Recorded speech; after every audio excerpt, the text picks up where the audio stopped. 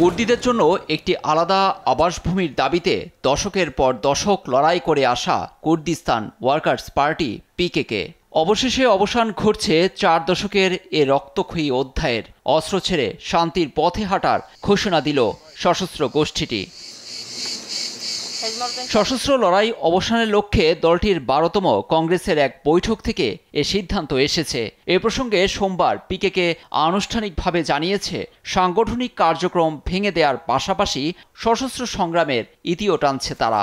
আঙ্কারার সঙ্গে বিরোধ মিটিয়ে শান্তির পথে হাঁটার পদক্ষেপে অঞ্চলটিতে দীর্ঘদিনের অস্থিরতা বন্ধ হচ্ছে।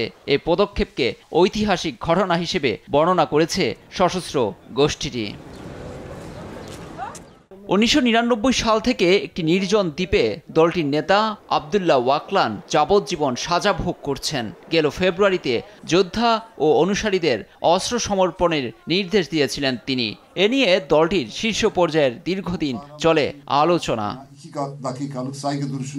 ইরাক ও সিরিয়ায় দলটির কার্যক্রম ছড়িয়ে ছিটিয়ে আছে।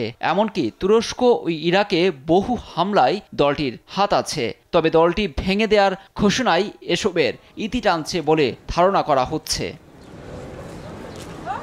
কুর্দি জনগোষ্ঠী নিজেদের বিচ্ছিন্নতাবাদী লক্ষ্য থেকে সরে দক্ষিণ পূর্ব আনাতোলিয়ায় স্বায়ত্তশাসিত অঞ্চল এবং কুর্দিদের জন্য বৃহত্তর অধিকারের দাবি জানিয়ে আসছিল দীর্ঘদিন।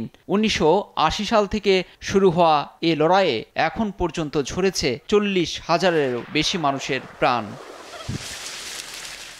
লুৎফর কবির, নিউজ ডেস্ক, দেশ টিভি।